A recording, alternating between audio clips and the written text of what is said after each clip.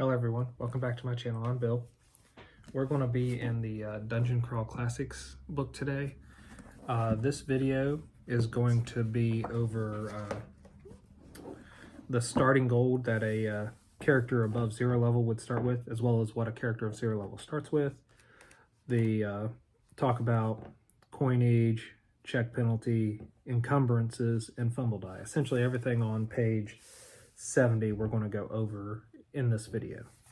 And if you were following my character creation videos, this would tell you what you would get to spend at higher levels. So the tables below show the cost of weapons, armor, and equipment. Starting characters are peasants and serfs who have never held a gold piece in their own hands. So your 0 level characters is what they're talking about. Their limited wealth is rarely maintained in coinage. Usually it takes the form of hides, grains, implements, garments, meat, and or other trade goods associated with their profession. Starting gold. All 0 level characters start with 5d12 copper pieces, abbreviated CP, a weapon from their 0 level occupations, and some form of trade goods. The plate mail and sword of a noble knight costs more gold than a 0 level character earns in a lifetime. The only hope of wealth is a life of adventure. Thus, a character's spending is likely to be light until he advances in level. If you start a campaign at level higher than 0, use the following dice rolls to determine a character's starting gold based on his class. There's 3 levels here. I'm only going to go over level 1 and level 2 for each class, so that way you get a feel for it. Otherwise, just reference the book if you're starting at 3rd level, which I'm not sure I would start my groups at 3rd level. But if you're running the game, do what you will. So for the warrior class, at level 1, you roll 5d12 for your starting gold pieces. At level 2, you roll 5d12 plus 500 for your starting gold pieces. A wizard, you roll 3d10 as your level 1 starting gold pieces. At level 2, you roll 3d10 plus 2d4 times 100. So you can have anywhere between 200 to 800 extra gold pieces. Cleric, at level 1, would start with 4d20 gold pieces. At level 2, you start with 4d20 plus 400 gold pieces.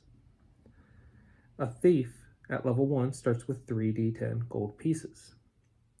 A thief at level 2 would start with 3d10 plus 1d6 times 100 gold pieces.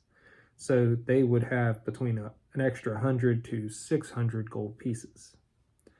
An elf would start with 2d12 gold pieces. A 2nd level elf would start with 3d12 plus 500 gold pieces. A halfling would start with 3d20 gold pieces at level 1.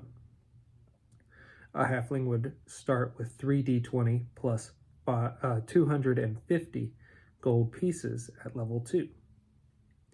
A dwarf would start with 5d12 gold pieces at level 1. A dwarf at level 2 would start with 5d12 plus 700 gold pieces. Now let's go over the coinage. The value of copper, silver, gold, electrum, and platinum is as follows. 10 copper equals 1 silver coin, or silver piece. 10 silver pieces equal 1 gold piece. 10 gold pieces equal 1 electrum piece. 10 electrum pieces equal 1 platinum.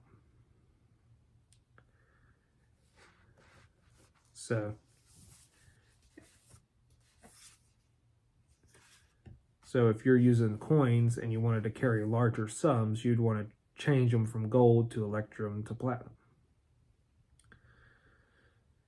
That way they would weigh a whole lot less. Check penalty.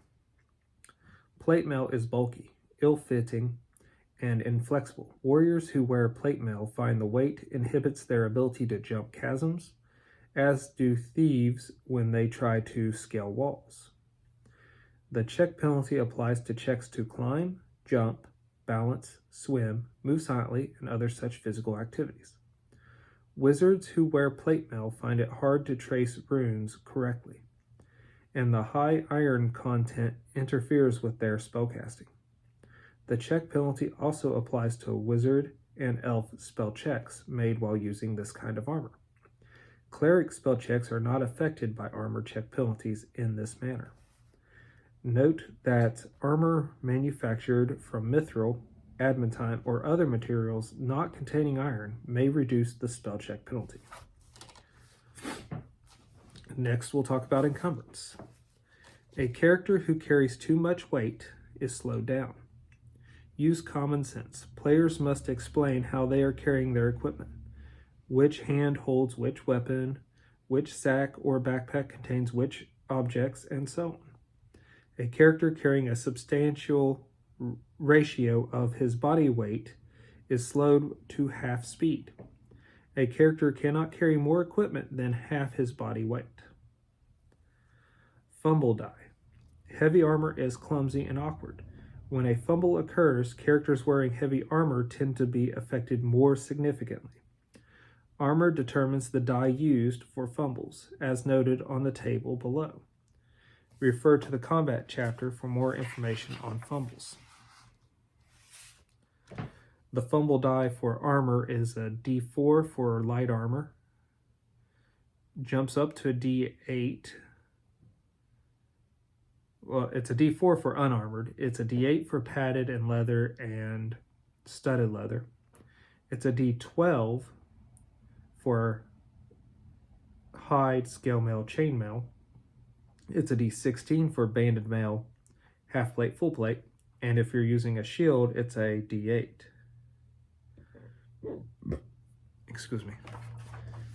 And that would cover the fumble die. And that's everything on that page. So that'll end this video. Hope this was helpful. Hope this made it easier to create characters. Until we all game again, guys.